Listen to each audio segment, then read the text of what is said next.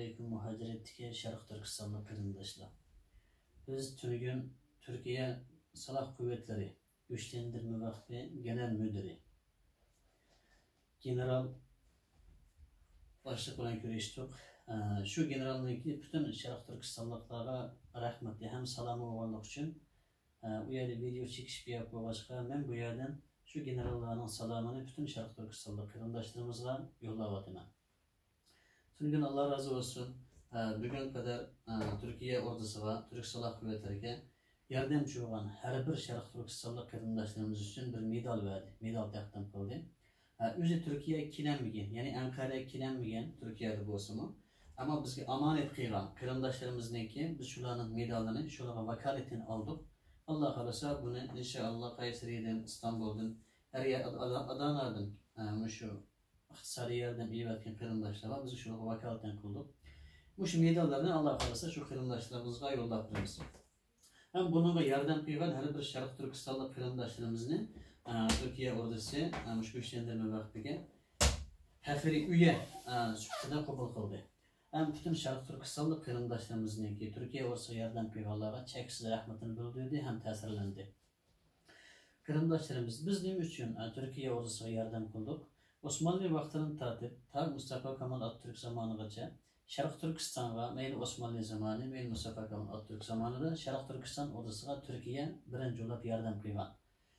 Kuldan kelgen bütün güç kuvvetleri bilen Şarkı Türkistan'dan yenip turgan. Hem ta yakıngacha qaraydigan bolsak, bu Türkiye devleti Allah razı olsun. Bütün bizge qo'shni bo'lgan, bizge dindosh bo'lgan, qarindosh bo'lgan degan ba'zi davlatlar tajovuzchi Xitoylarga bizni satsamo Allohga shukr Türkiye bizga xiyonat qilmay, bütün Şarkı Türkistanlıklarni qo'yniga oldi.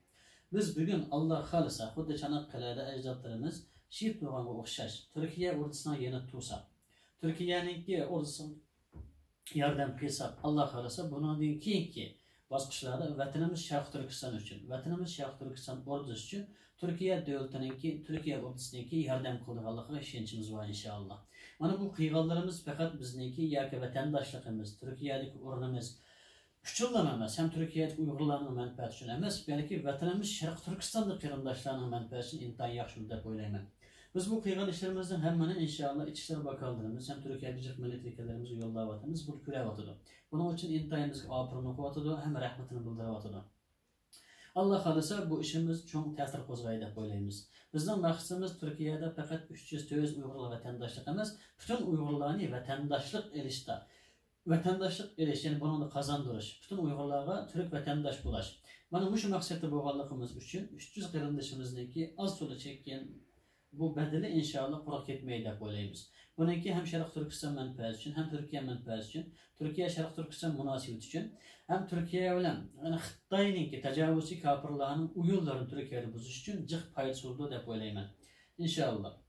Mana shu bizga ishonib, o'zgalarimiz ham iqtisodini evatib, şu Türkiye ordusuga yordam qilgan bütün qarindoshlarımızdan Allah razı olsun deyman. Hem bundan keyin yordam qilmoqchi bo'lgan qarindoshlar bo'lsa, Allah ajr bersin. Hem Türkiye ordusu bilan emas, yaqinda Ichki ishlar bakanimiz Süleyman Soylu Türkiye AFAD'ga yordam qilish to'g'risida sosyal medyada açıklama verdi. Shuning uchun Türkiye AFAD'ga yordam qilishga tavsiya qilaman.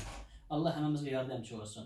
Hem o'zimizning atrofida qiyinchilik qilgan oilalarga ega chiqishni, hem bu oilalarni biliq yeyishni emas, biliq tutishni o'rgatib, bularni ishga o'rinlashtirish, xizmatga o'rinlashtirish, yo'g'on fabrikalarni qurib, shu fabrikaga işletiş arkalık Uyg'urlarni aladigan qo'lni beradigan qo'lga aylantirish uchun bütün Şarkı Türkistanlı qarindoshlarimizniki birlik kuch chiqarishiga tavsiya qilaman. Alloh hammadan rozi bo'lsin. Assalomu alaykum va rahmatulloh.